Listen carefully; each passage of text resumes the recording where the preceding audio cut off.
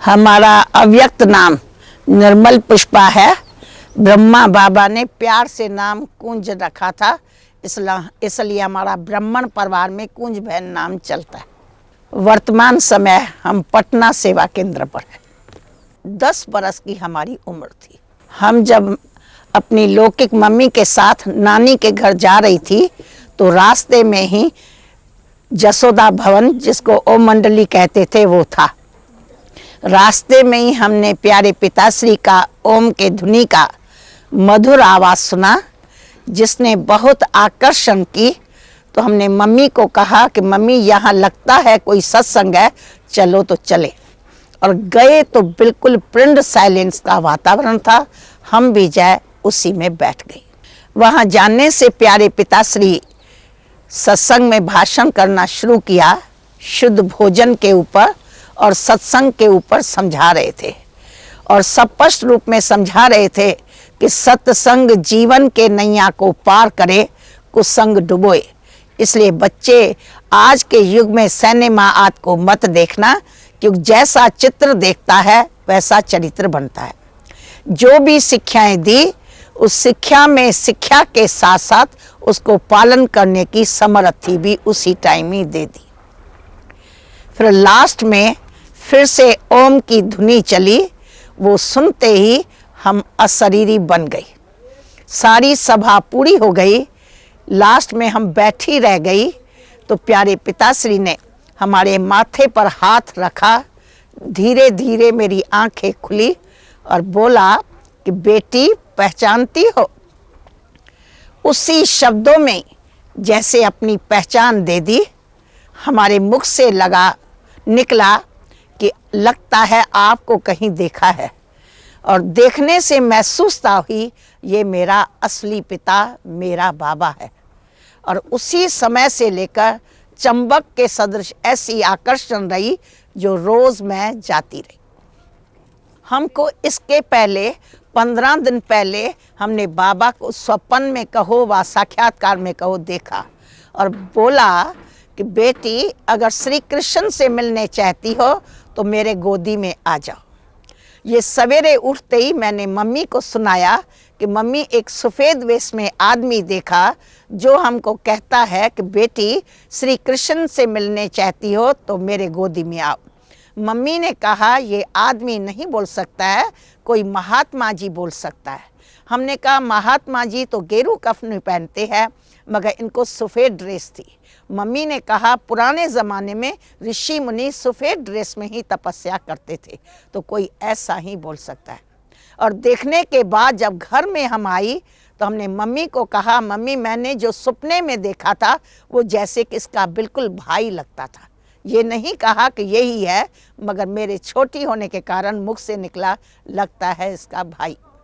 उसी दिन से रोज़ सत्संग में आना शुरू किया। जब प्रथम दिवस गई तो हम मम्मी के साथ गई, और सत्संग में जाते ही देखा दादी प्रकाश मणि, जो लौकिक में हमारी मासी लगती है, वो भी बैठी थी। दादी चंद्रमणि जी और बहुत ही हमारे स्कूल की सीनियर सिस्टर वहाँ बैठी हुई थी। तो जाने से लगा अपने घर के अंदर जैसे अपनापन महसूस हुआ, ऐसे हमको अनुभव हुआ। माता जी ने हमको सदा सहयोग दिया। पिताजी की तरफ से बंधन आया, मगर उस टाइम में पिताजी बॉम्बे में थे। थोड़े समय के बाद जब आए तो हमको पूरा बंधन में डाला कि तुम इसमें जा नहीं सकती हो। हमने कहा, हम ओम हाई स्कूल में पढ़ती है, ऐसा श्रेष्ठ स्कूल है जहाँ जो ज्ञान मिलता है उसको हर एक को जानना चाहिए, मैं जाऊँ। तो हम छिप छिप के कोई बहाना करके मार्केटिंग आदि का करके जाती थी, खुली छुट्टी नहीं थी। पिताजी थोड़े समय के बाद बंधन डालने के बाद बिजनेसमैन होने के कारण वो बॉम्बे गए और आश्रम शिफ्ट होके कराची में आ गया। तो हम आश्रम के एक भाई, बड़े भाई चंद्रमणि दादी जी के पिताजी के साथ हम आ गई कराची में। तो पिताजी को पता लगा कि ये कराची में चली गई है, तो उसने आके कचहरी के द्वारा वारंट किया कि ये माइनर है, ये मेरे छुट्टी के बगैर नहीं रह सकती है। तो वारंट में जब पीपी हमारा वारंट लेके आया कि तुमको जाना पड़ेगा क्योंकि तुम माइनर है, तो हमने कहा और बहनों का केस अलग है, मेरा अलग है, और जो बहनें माइनर होके गई है तो उनका तो माता पिता कोई नहीं चलता है, और हमारा मम्मी हमारे साथ है, तो हम 2 बहन 2 भाई है, तो बच्चियां होनी चाहिए माँ के साथ और बच्चे होने चाहिए बाप के साथ।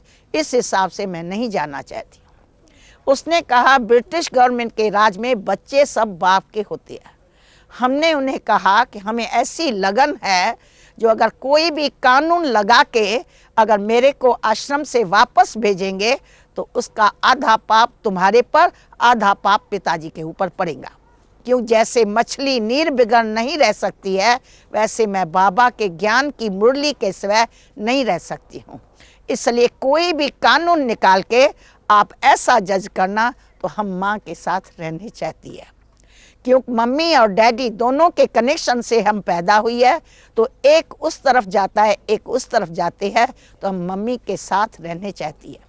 इसी में हमने जब उनको कहा कि पाप, आधा पाप आपके ऊपर पड़ेगा, तो उसने कहा देखो आप कन्या है, कभी कन्या की वाणी ऐसी लग जाती है मेरे को श्राप न लग जाए। तो हमने कहा आप ये ख्याल करके अगर ईश्वर को याद करके कानून को देखेंगे तो ऐसा कानून आपको मिल जाएगा कि बच्चियां अगर माँ के साथ रहने चाहती है तो उसको कोई रोक नहीं सकता। तो जब उसने लगन से जाए कानून देखा तो कानून में ये उसको मिला कि अगर बच्ची माँ के साथ रहने चाहती है तो उसमें बाप कुछ नहीं कर सकता। इसी में हमने केस जीता। तब से लेकर हम एक रस आश्रम में सदा के लिए समर्पण हो गई और हमारा लौकिक परिवार के साथ कोई संबंध नहीं रहा। नहीं, हम खुद बंधन में थी तो हमको सहेलियों को मदद करने का मौका नहीं मिला, मगर बाबा सदा हमको कहते थे तुमको हनुमान बन के अपनी लौकिक मम्मी जिसका नाम सती था उस सीता को बचाना है। तो हम युक्ति से हमेशा बाबा के पास जाके संदेश लेके आती थी और मम्मी को बाबा के ज्ञान की मुख्य पॉइंट सुनाने से उसके अंदर शक्ति आ जाती थी जिसका बंधन काटने में सदा सहयोगी रही। बचपन से ही जैसे आई तो बाबा को जैसे देखने से हमारा परिवार से बिल्कुल नष्टोमुआ हो गई कि ये मेरा असली पिता है। जो हमारा लौकिक पिता भी हमको कहता था तुम बाबा को ही पिता मानती हो, तो हम कहती थी कि हम आपको दादा नहीं बोलती है, तो कहते बोलने से कुछ नहीं होता है, हमको महसूसता आती है कि तुम हमको बाप नहीं महसूस करती हो, तुम उसको ही मानती हो। तो हम सदा बाबा के साथ संजय में बचपन से रही, हमको दुलार से ही प्यार करके बाबा ने आगे बढ़ाया। उसी टाइम में सिंधी लोग के तरफ से बहुत ही विघ्न आते थे, कभी पिकेटिंग करते थे, कभी क्या करते थे, तो वो पीरियड पहला हमारा बंधन में रहा और हम छिप छिप करके आई। और जब से हम आई तो इस ईश्वरी विद्यालय के अंदर हम जैसे गॉडली स्टूडेंट बन के अपने पढ़ाई के अंदर तत्पर रहती थी और उसी में लगन में होने के कारण हमारा और कोई तरफ ध्यान नहीं जाता था। जब पाकिस्तान के अंदर पाकिस्तान हुआ था तो प्यारे बाबा ने हम 12 बच्चों को अखंड योग में बिठाया था और कहा था यही इस यज्ञ के रिख्या की रीत है। उसमें हम कुछ बहनें थी जिनको गद्दी पर बैठ के योग कराना होता था और बाबा का कहना था जिसके घंटे में अगर कोई विघ्न आया तो वो योगी फेल गिना जाएगा। तो सचमुच पाकिस्तान के पीरियड में अखंड योगी हमारी रिख्या थी और शिव बाबा के मदद से कभी ऐसा कोई विघ्न नहीं आया। योग से ही हम लोग की जैसा रिख्या होके हम सदा पार किया। और पाकिस्तान में क्या हुआ, बाबा ने अखंड योग में हम लोग को ऐसा रखा जो हमें संसार की कोई न्यूज़ नहीं थी। जब हम पाकिस्तान से हिंदुस्तान में आने के बाद गॉडली सर्विस पर गए तब हमें पता लगा कि पाकिस्तान में क्या हुआ। गोया हम लोगों ने अखंड योग के द्वारा ही अपने यज्ञ की रिख्या बाबा ने कर ली थी। बाबा ने पहले हमको जब दिल्ली जाने का संदेश दिया तो हम छोटेपन से बंधन में होने के कारण मेरा बाबा से डायरेक्ट जैसे कनेक्शन हो गया था। तो हमारी बाबा में अटूट ममता होने के कारण हम बाबा को कहा था बाबा हमने वायदा आपसे किया है तुम्ही से खाऊं, तुम्ही से उठूं, तुम्ही से बोलूं। हम दिल्ली में जाके जब कागज़ से मुरली पढ़ेंगी तो हमको तो बहुत दुख होगा, इसलिए अगर ईश्वरी सेवा करनी है तो बाबा हम अबू में ही करेंगी। तो बाबा ने कहा अबू में तो मैं बैठा हूँ, लायक बेटे का काम है बाहर जाए सेवा करना। तो जैसे एक बाबा ने हमको बड़ा तैयार करके सेवा पर भेजने में बड़ी मेहनत करके तैयार किया सेवा में जाने के कारण लिए, और जब बाबा ने हमको भेजा तो बाबा ने हमको वरदान दे के भेजा कि देखो बेटी, तुम्हारे वार भी गिंगरू गिंगरू वाले ऐसे हैं, तुम जब भी योग में बैठेगी कोई को श्री कृष्ण का साक्षात्कार होगा, कोई का क्या होगा, अब तुमको जाने का मन नहीं है, मगर जब तुम जाएंगी और आत्माओं को सुख मिलेगा, साक्षात्कार होगा, तुम्हारा मन लग जाएगा। तो हम दिल्ली सेंटर पर सबसे पहले आई तो कमला नगर की माताओं को बहुत ही कभी श्री कृष्ण का साक्षात्कार, कोई को शंकर का साक्षात्कार आदि होता था, तो बहुत ही हमको आगे सेवा के अंदर परम आनंद की प्राप्ति हुई। हम लगन से लगती गई और भी सेवा में ये अनुभव किया। हमारे बड़े भाई जगदीश जैसे जैसे आए तो हम जब उनको कोर्स कराती थी, वो अनेक प्रकार के क्वेश्चन पूछते थे, जैसे बाबा हमको अंदर से जवाब देते थे, तो उससे हम निश्चिंत होके सेवा में मन लगा के सेवा में सफलता प्राप्त करती रही। तो कलकत्ता सेवा केंद्र पर सुबह सवेरे सवेरे 3:30 बजे बॉम्बे से फ़ोन आया तो बाबा अव्यक्त हो गए। ये सुनते ही हम एक सुन्न के तरफ हो गई। हमारी बड़ी दीदियाँ, दीदी निर्मल शांता जी, दादी संतरी दादी जी मेरे साथ थी। वो जाने की तैयारी करने लगी कि हम माउंट आबू जाएंगी, और हमको ड्यूटी दी बाबा के जितनी सिंधी संबंधी आएंगे उनको खबर करके सेवा करने की। तो हम अपने दिल को बहुत मजबूत करके क्लास के गद्दी पर योग करने बैठी, और योग करते ही जैसे मैं बाबा के लव में जैसे लवलीन हो गई, और हम बाबा को कहने लगी कि बाबा जितने संदेशी है वो तो साक्षात्कार में आके आपसे मिलेंगे, हम तो संदेशी है नहीं, तो हम आपसे कैसे मिलेंगे। तो बाबा ने कहा बच्चे, आगे तो कुछ पूछना होता था तो पत्र लिख के पूछते थे, तो इतनी देर लग जाती थी। अभी बाबा का तुम बच्चों के टाइम लिपट स्पेशल टाइम बाबा से मिलने का 2 से 5 बजे का है। तुम जब भी 2 से 5 बजे योग में बैठेगी, बाबा सन्मुख होगा, जो बाबा से बातें करने चाहो करने चाहो। तभी से लेकर हमको अनुभव होने लगा हमारा बाबा गया नहीं है, बाबा हमारा सदा साथ है। जिस टाइम भी हम बाबा को अमृत वेले योग में याद करेंगे तो बाबा हमारे सामने होगा। और बाबा ने जैसे हमको कहा बच्चे 2 से 5 तक हमारा टाइम बच्चों के लिए है, 5 बजे के बाद भक्तों का टाइम है, इसलिए तुम बच्चे 2 से 5 बजे जब बाबा से मिलने चाहो तो तुम बच्चों के लिए ये टाइम रिजर्व है। मम्मा को देखते ही हमको ऐसा महसूस हुआ कि ये हमारी असली माँ है। जबकि हम मम्मा को लौकिक लाइफ में भी जानते थे स्कूल आदि के कनेक्शन से, क्योंकि मम्मा गीत बहुत सुंदर गाती थी तो फंक्शन में सदा उनको देखते थे। मगर जब हम ओम मंडली में आए और मम्मा को देखा, देखने से ही लगा ये हमारी असली माँ है।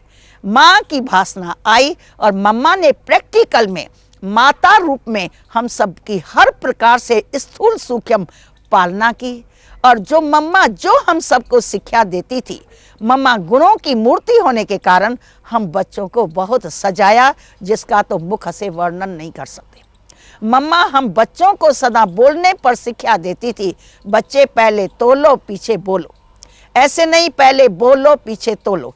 इसलिए जब भी मुख से शब्द बोलो तो तोल के बोलो। ऐसे प्रकार से मम्मा हम बच्चों को सदा शिक्षा देती थी, बच्चे कोई का अवगुण चित्त पर नहीं देखो, गुण सबका देखो, अवगुण अपना देखो। तो मम्मा ने जैसी हम बच्चों का स्थूल सूक्ष्म में पालना करके हम सबको ऐसा सजाया, जिसके द्वारा ही हम आज शिव शक्तियाँ सेवा पर उपस्थित हैं।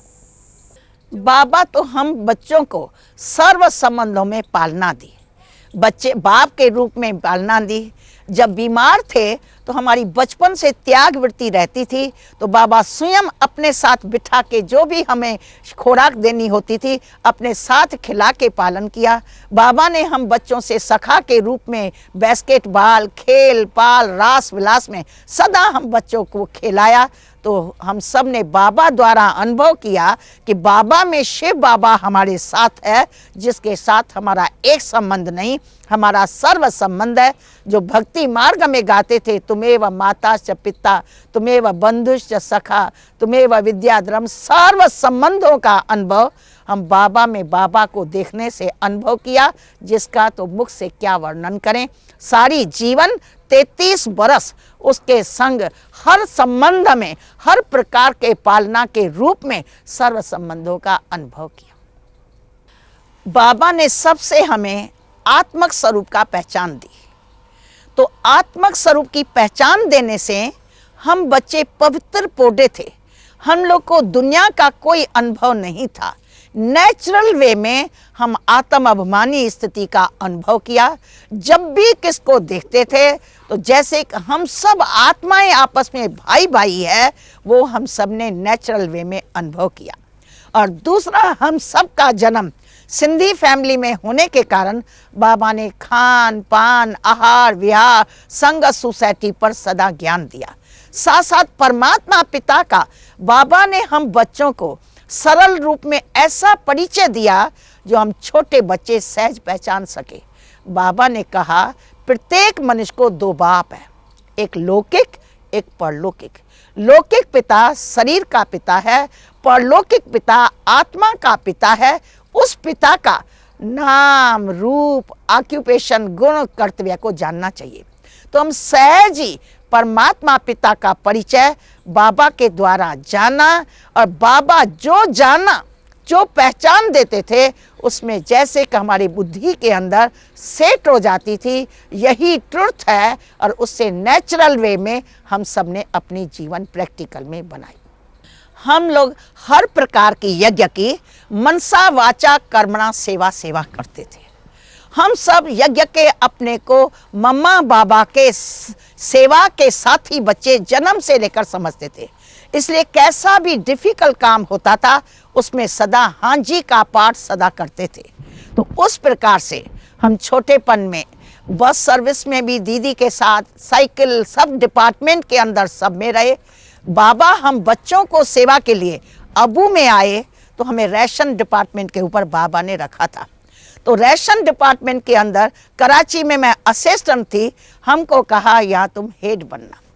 तो हमने बाबा को कहा, बाबा, मम्मा ने कहा, तो मैंने कहा, मम्मा हम हेड नहीं बनेंगी, हम असिस्टेंट बनेंगी। तो बाबा ने, मम्मा ने जब बाबा को सुनाया तो बाबा ने कहा, ठीक है, शिव बाबा के भंडारे का हेड तो बाबा ही है, तो मेरा असिस्टेंट है। तो बाबा ने हमको लास्ट में रेशनिंग डिपार्टमेंट के ऊपर रखा था। उसमें प्यारे बाबा एक दिन में सारे मास का राशन आता था।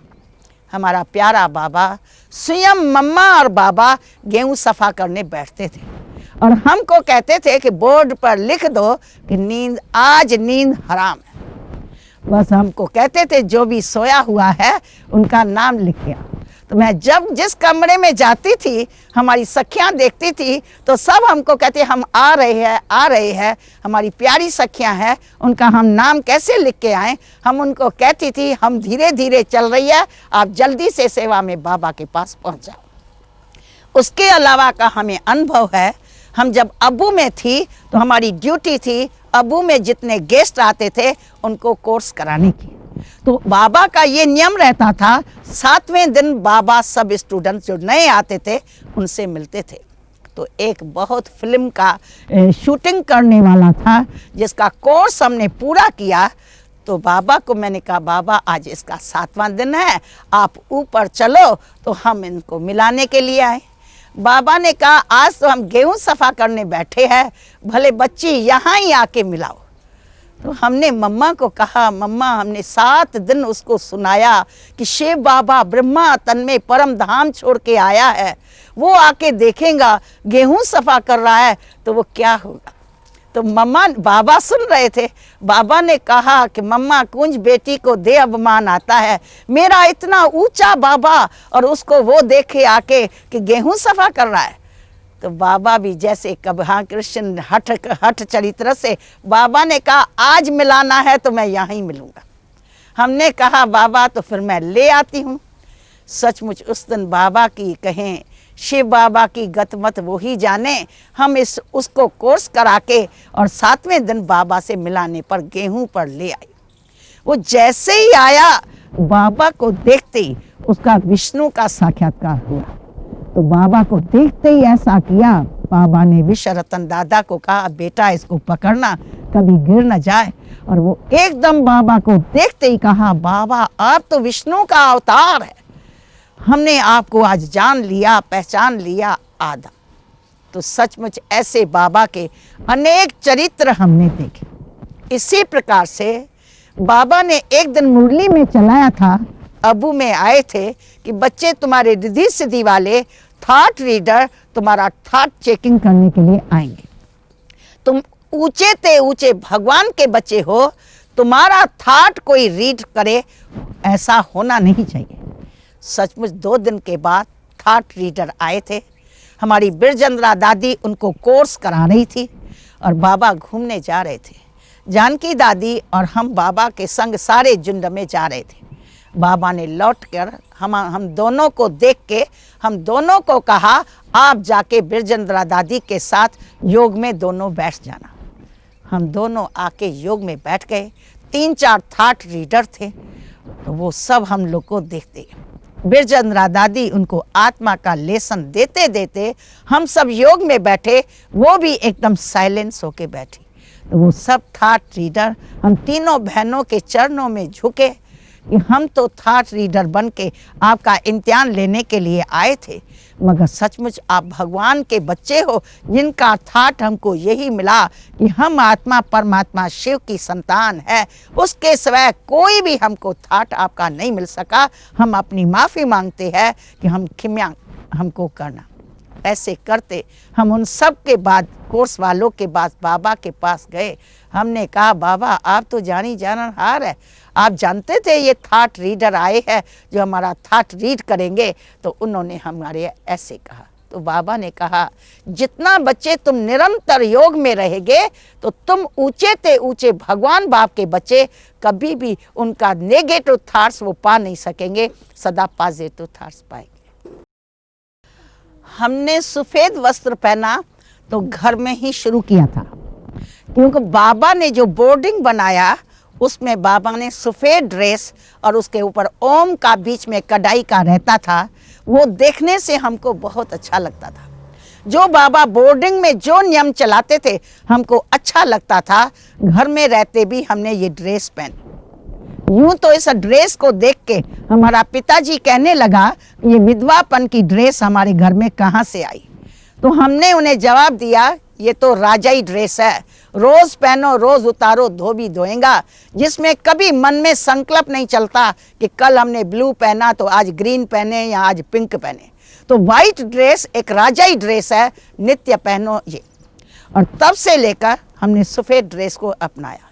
थोड़े बड़े हुए, जब अब्बू में आए, कराची तक हम फ्रॉक पैजामा पहनते थे। अब्बू में आए तब तक फ्रॉक पैजामा पहना।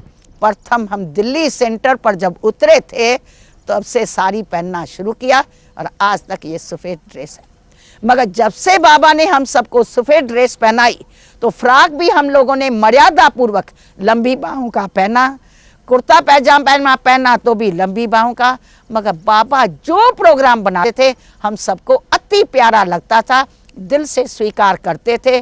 और विदेश की ड्रेसें आज जो भी थी वो जैसे लगती थी देहा की गांव की ड्रेस है, ऐसा करके हम छोड़ देते थे।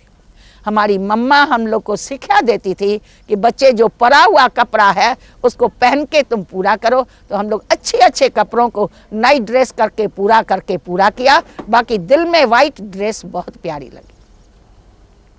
और संगठन में रहने के लिए हमें कभी भी कोई तकलीफ नहीं हुई, क्योंकि अपनी बुद्धि को सदा हमने बाबा की पढ़ाई पढ़ने में, पॉइंट्स लिखने में बिजी किया।